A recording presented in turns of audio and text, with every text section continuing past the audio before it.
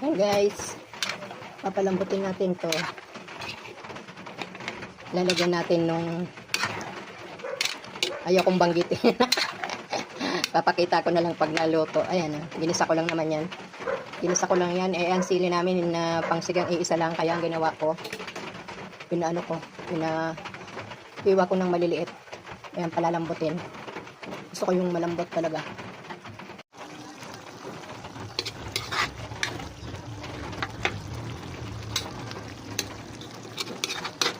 Ito na yan. Pwede na kumain.